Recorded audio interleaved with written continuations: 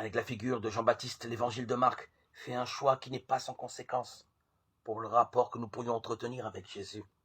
Il ferme résolument le chemin de la simple approche historique.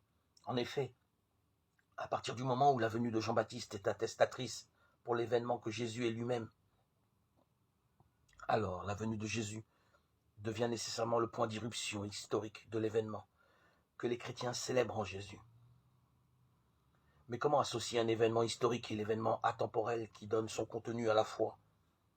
L'évangile de Marc répond à ce défi en juxtaposant à l'histoire de Jésus une autre histoire ancienne et connue, l'histoire de Moïse.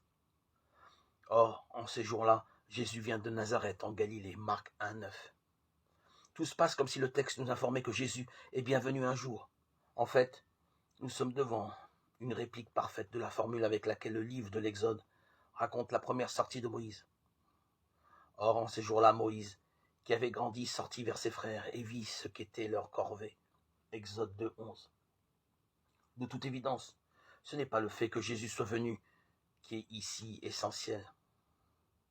L'histoire de Moïse se superpose à l'histoire de Jésus pour que le choc de ces deux histoires donne à la venue de Jésus une toute autre identité, une toute autre densité que son poids simplement historique. Cette nouvelle identité, cette densité s'éclaire avec l'évocation du baptême de Jésus. L'évangile de Marc est d'abord le seul à préciser que Jésus voit se fendre les cieux, Marc 1,10. Comment ne pas entendre en filigrane la prière que formulent les exilés dans le livre du prophète Isaïe? Ils implorent Dieu qui leur fait goûter le salut, comme il l'a fait au temps de Moïse. Où est celui qui a mis en Moïse son Esprit Saint? Où est celui qui a fait resplendir son bras, qui a fendu la mer, qui les a fait avancer dans l'abîme de la mer? Ah, si tu déchirais les cieux, et si tu descendais. Isaïe 63,11.